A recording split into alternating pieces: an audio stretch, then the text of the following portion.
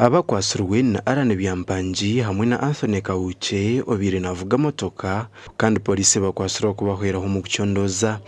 Tunaza kukashira ishanga ente ziri mu motoka ishanga driver yayataho mu motoka nyemerera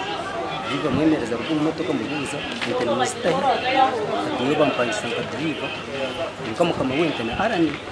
ente zikwatirwa mu cyaro cya Cyahi omurubunusia ward Mbara City North Division. Abantu aba chairman RC1 zaba kwijura rente mwegendesereze munonga aba babiri bine baruhegingirire kwijura rente mwe yonke ya cyozi okurwa umusero ya burembo muri Mbara City. Ente twazikwatura umuruka gwa bunusia zine barahaya chairman RC1 wa burembo 1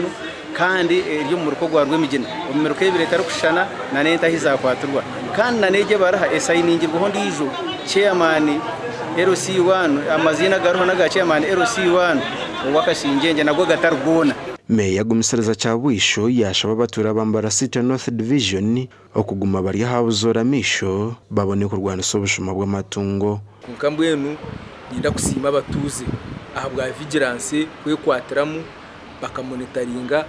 bakatandika kwasanga government ikabebembezi ukwata abantu abo abashumi hazobwo mushumo ogomwe aragizire hemishango turamushangire ayine ente ombutu ya motoka tukamukwata akaza cyamugwana kabashuma batayiwe akamwihayo ente nabanyakuteka tekwa haba batwirwa ha polisi yabaharwe obo kucondoza kuri kugenda misho nambwero bafuna chance kugira ngo ubundi bwa buryo obwire bwa nyecuro erizoba tinkumanya ko bantu baza kuba bari nanye nanabaganira abwa TV West and Aidan Bataringaya.